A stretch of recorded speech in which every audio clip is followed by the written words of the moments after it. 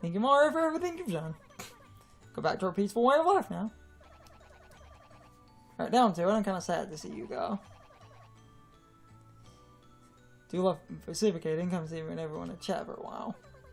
Please come back and visit. We're together to prevent anything from happening again. Good luck with the crystal stars. Yeah, definitely. Take care, guys. See you, Mr. Mario.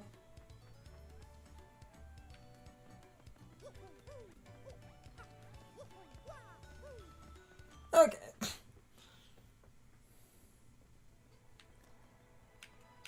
Got my freaking shards, and I absolutely destroyed the chapter boss. Because it destroyed... Stupid Velbon, but that's fine. Someone's mailing you. Because you destroyed it and didn't get the talk out, like I said, after enough health, he would deploy his... He would deploy his fist, creating extra enemies. Fiends are kidnapping me or searching desperately for the crystal stars. I think the fist only had like 2 HP. Yes, they had 2. But they would be floating, so yes. You could only jump on them. Dreams out. It is right, my guys. What's that speech? Isn't that sweet?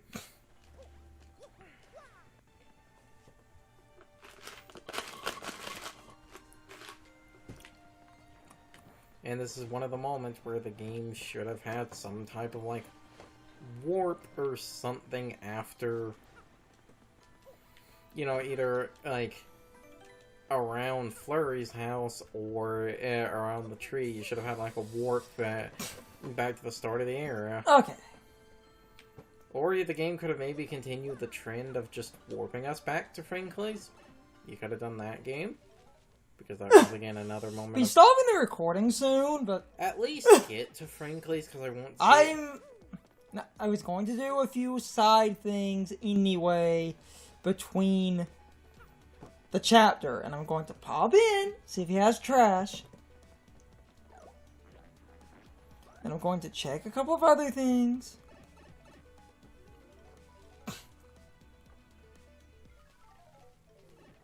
First of all... can now open the warp room.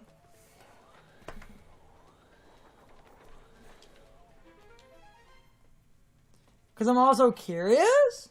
Because, like, so, I haven't watched, like, the full game. I know about this because it was talked about. Where when you beat a chapter, you can go back to the area and they change the fast travel, but I've never seen anyone use the other door because they moved the blocks. Meaning I can just walk across to the other side of Rogueport.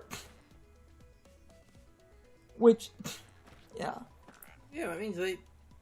And that means they shrunk the map by a room. No. Well, kind of. No, that's technically 2 rooms wide.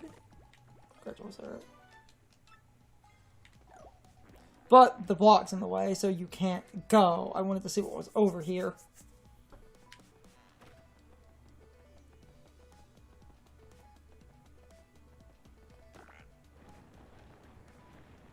Because we're between the chapters, I can't get the tree warp yet. But you get that, which, because they instead of, you know, go to check Frinkly, that's actually very convenient. Like I said, the game, it did fix some of the backtracking problems. Yeah. Just not all of them. And that, honestly, on some level, kind of pisses me off more. And then I can do a couple of miscellaneous things before ending off.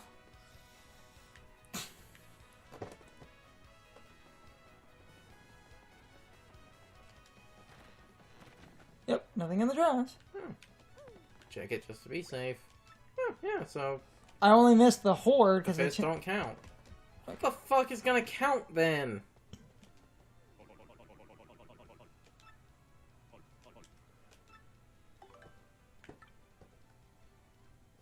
I honestly think that'll be good. Well, you say that will be good, but...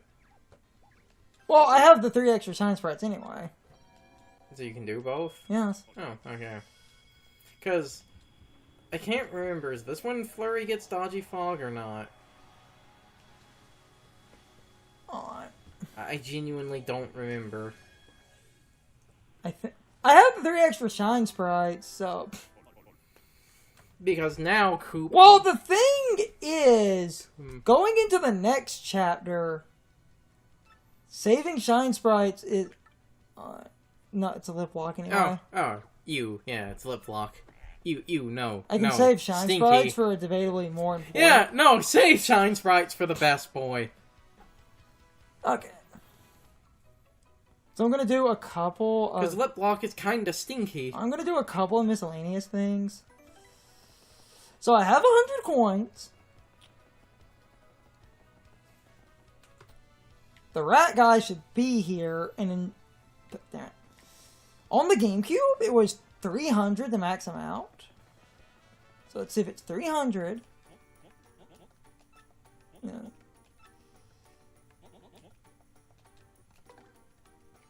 This works out better in the long run because he gives you a fuck ton of money. Yeah. Right? That should be more than enough. Good. They should have changed it to be investing in crypto. Okay. Yeah. That is now my headcanon for this asshole. So, okay. Yeah. Benefactor. Yeah. Cool. It is 300 just... It's why I didn't buy those other badges I could have afforded. But investing with the Rat Man is more important. Investing in crypto is more important. Because this will now be my headcanon. See what badges the one guy has, because his shop rotates out. It's not just badges, it's items, but he usually sells things and ass hair cheaper. And not just things that ass hair cheaper, things that it's harder to get otherwise. Why is it 432 coins? That is not worth it.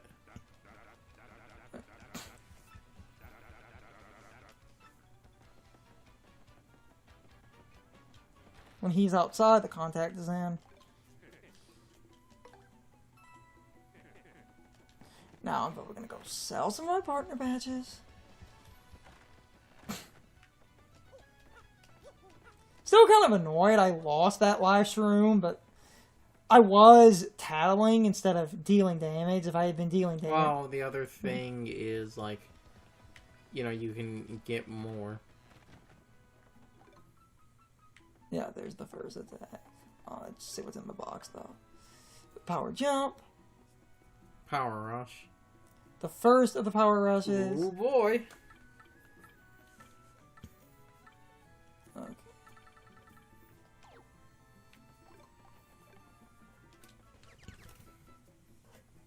Wait, what's 55? Wait, is that... Last stand. It ended up 55 when it's on sale out here.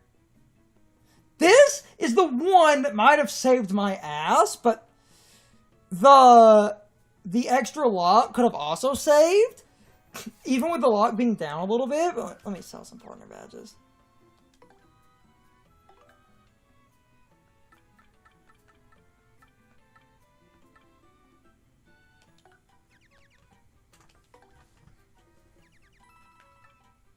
Sorry, guys.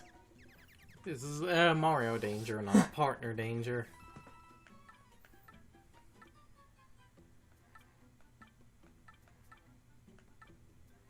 Okay. Then I can get some of my crap. Last stand.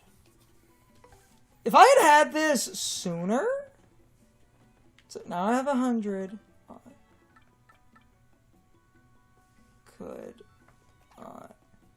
I could literally... You technically need the power rush to start Danger Mario, so...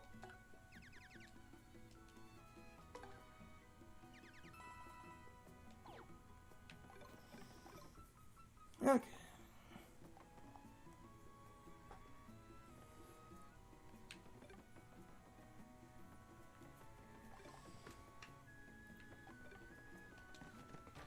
That close call would...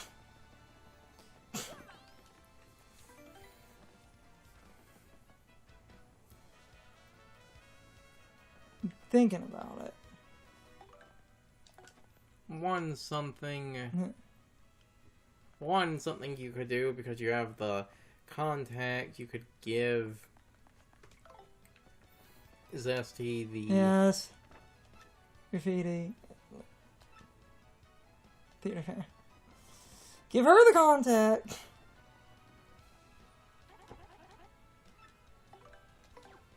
I was gonna stop soon anyway, but I did want to. Okay.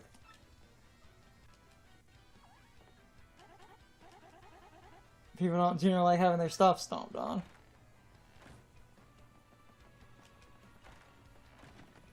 She cooks items.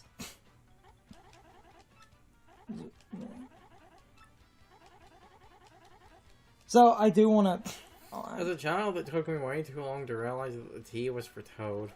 Yes. I was going to say part of the reason you could do this is, I think, because they're unique items, the things she cooks.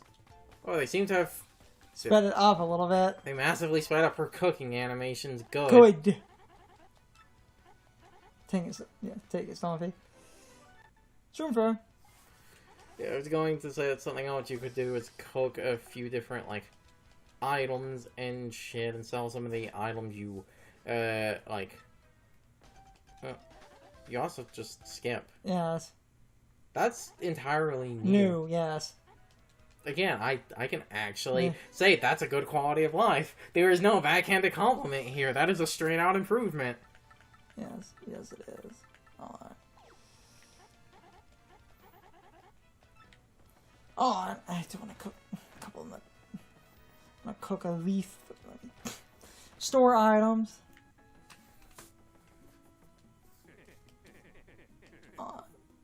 I just want to see how much. Okay. No. Yeah, 5. It's not much, but it does technically sell for no? more. Okay.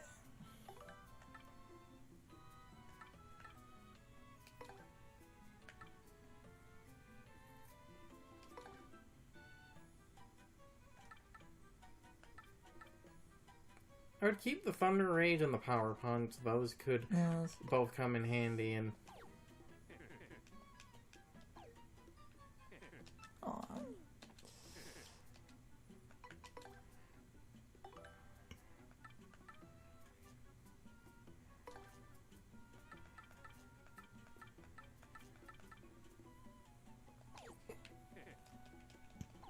I won't. We can go back for leaves really easily. If you cook the turtley leaf, you get a really good item.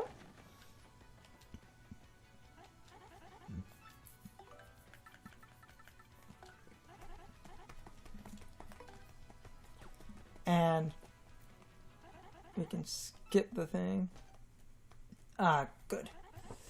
So, on. Booyah! Koopa Tea, which in the Japanese version, wasn't its name a pun on green tea? Yes. Okay.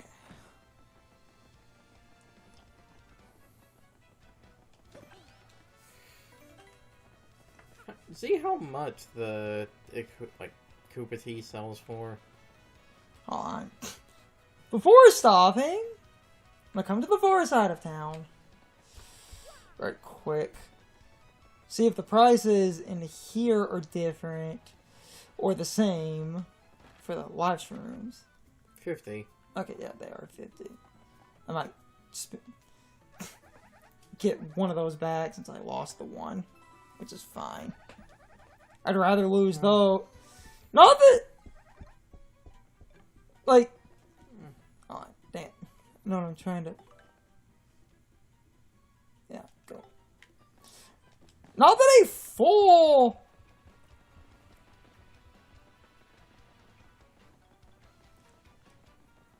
Game over in this game is super, super bad because you have really good continue options.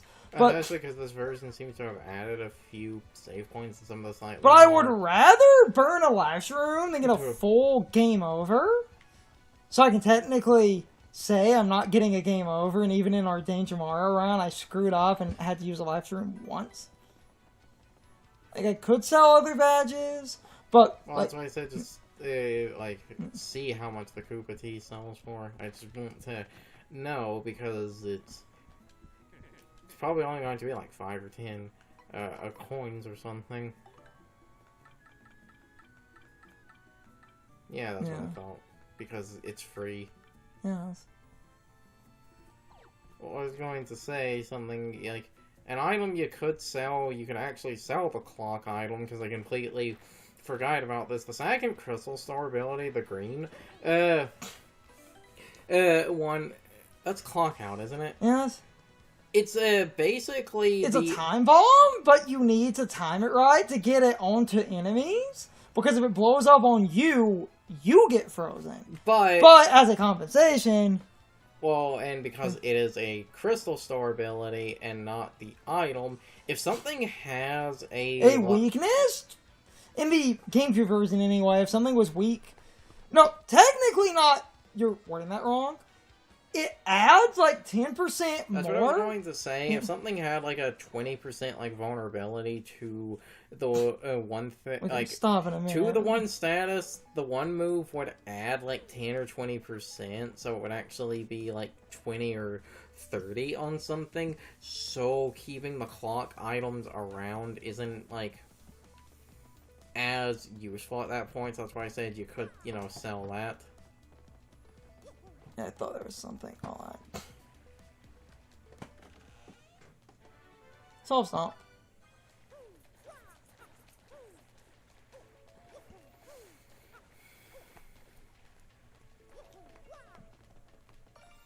There it is. Giving the old razzle dazzle. The razzle dazzler. The dream goes nowhere. Oh. Okay, hold on. Before completely stopping, I am going to go around and show some stuff. Had to point these out. Still expensive as balls. Though, to be fair, you do have more money in this version, so that price isn't as much of a pain in the dick hole.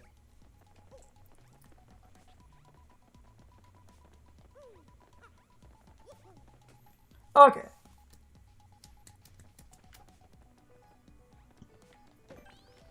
That pipe goes back to the top. Oh, wait, damn it. Yeah.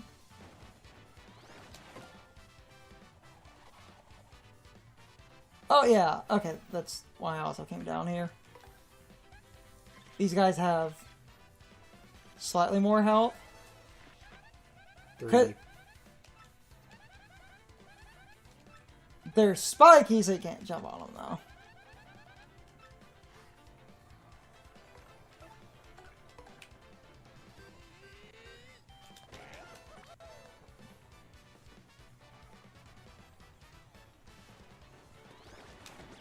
I tried. Damn it. I tried.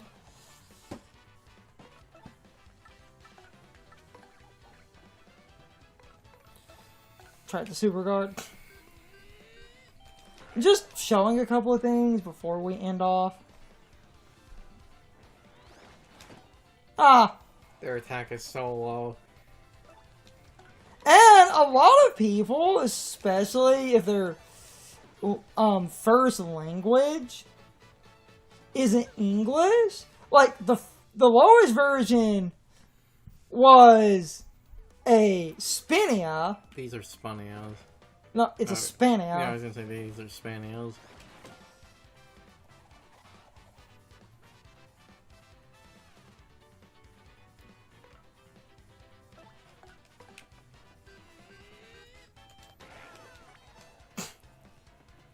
Because English does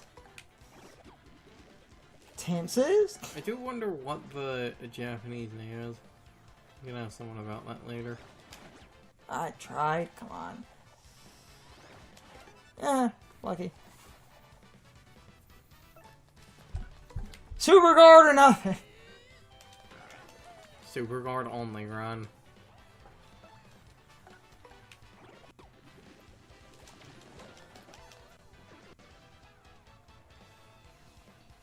It's like, damn it. It's like as they pass you. Because Koops is naturally a little bit stronger, his upgrades are not that bad. just going around before we stop. Just to... I did this in the GameCube version, just to show some stuff.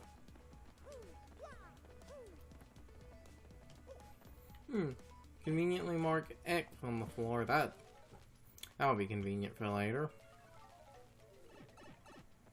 Because we're on the other side of... Oh, dang it! Ah!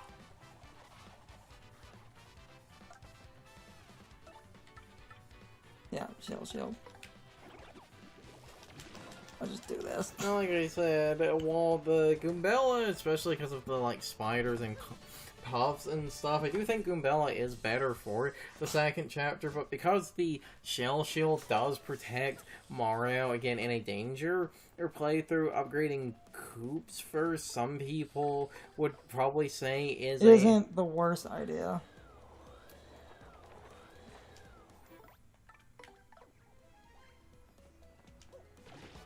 Get him.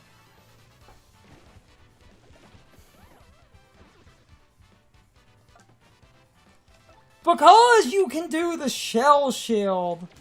And if you do the Shell Shield, you basically can take some damage. You create a shield that it takes all the damage for Mario for whatever its health is. I tried. Their HP is... He just doesn't take damage from them. I was trying to... Their attack is so low. Yeah. I know you're trying to super guard, but the point is fucking it up there doesn't actually matter because boy is too small. Just wanted to practice my super guard time. Yep. Man is too small. It's fine. Okay. We'll be stopping in a minute. Just going around. We're on the other side of the block.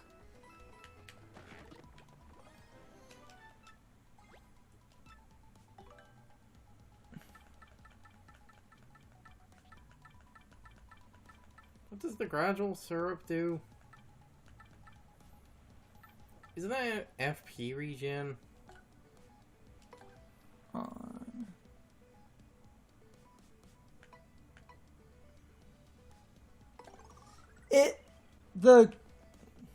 It's like a slow FP regen, so I'll just use up the one mushroom.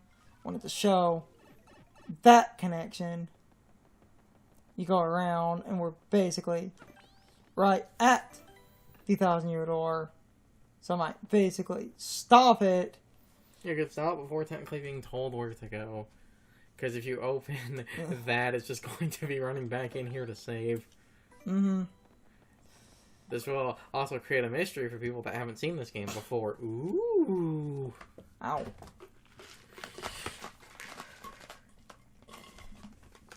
Insert the SpongeBob. It's still a mystery.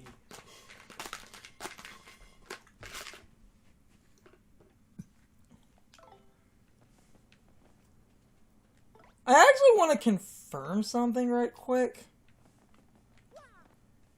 I'm going into the pit. Spicy. No, I want to confirm something. This is a bit of bonus footage. I'm not going to do the full thing or even get to something important, but someone said that to make the pit more enticing, every battle down here is forced to give you bonus money. Like, no matter what, so I do want to confirm that. So I'm probably going to kill without tattling down here. And then I could just literally go back to that previous save, because I just saved.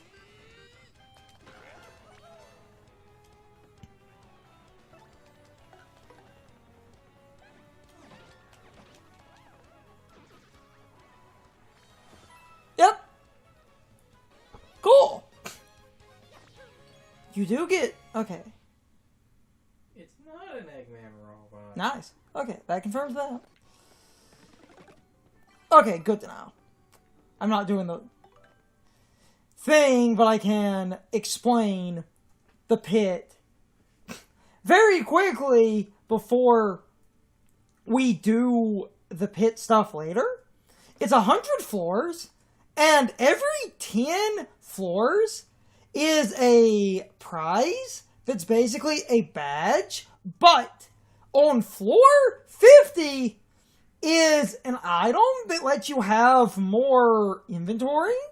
So, floor 50 is really good because you get an item that lets you hold more items.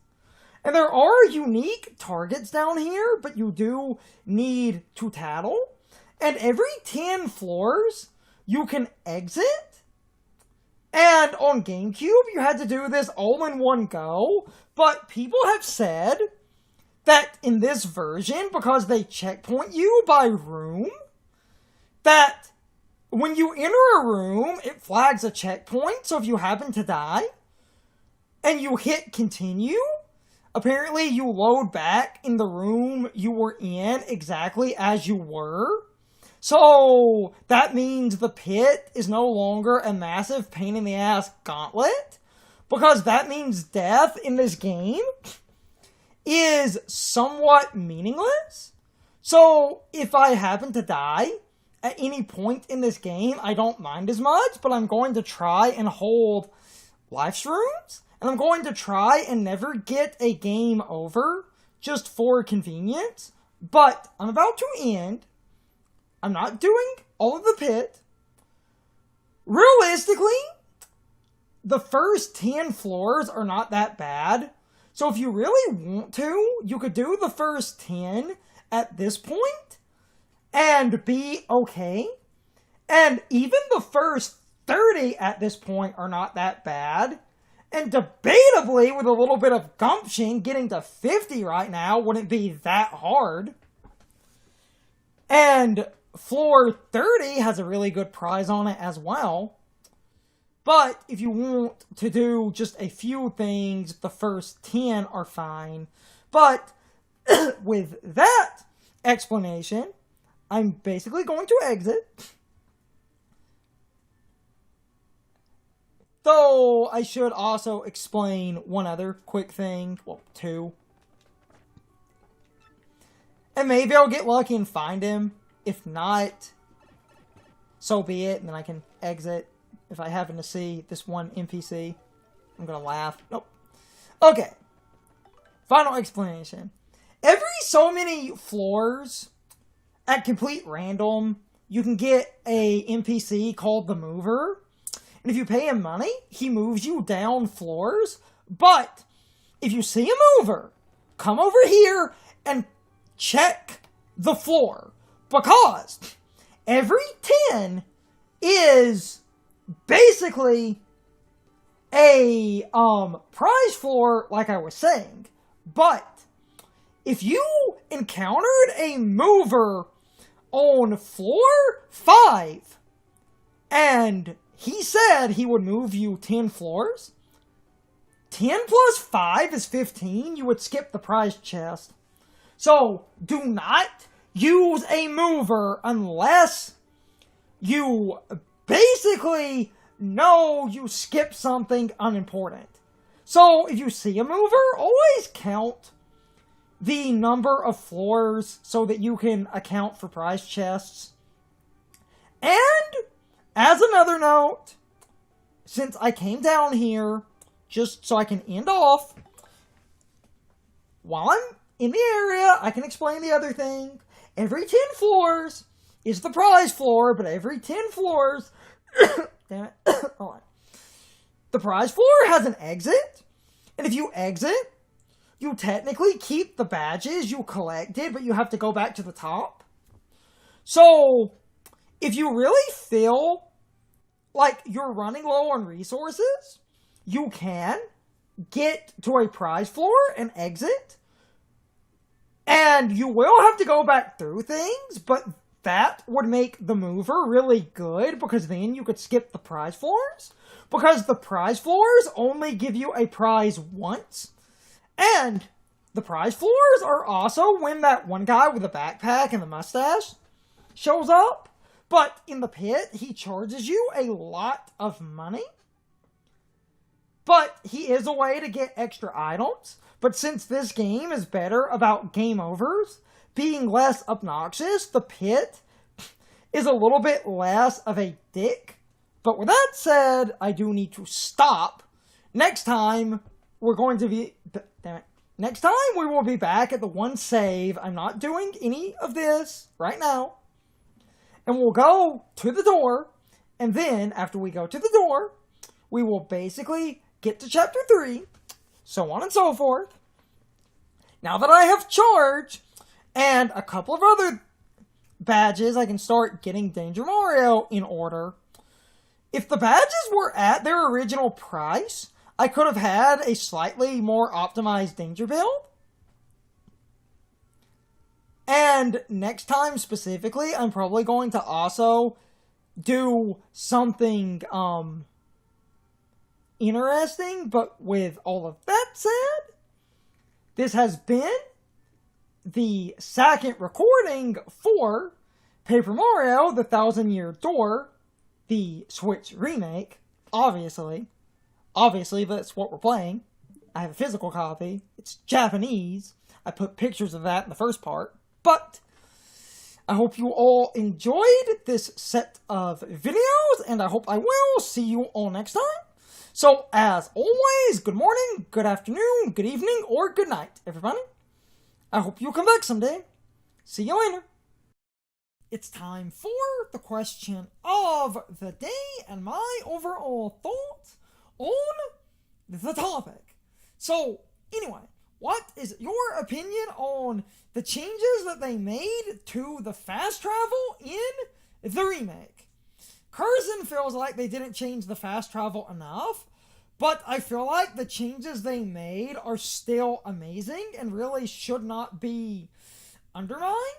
And I find it funny that Curzon is willing to be incredibly petty and juvenile just because he feels like 1,000-Year Door gets a free pass when it comes to the overall consensus and general opinions of the game. And yet he will call out other people doing this exact kind of thing when it comes to other games.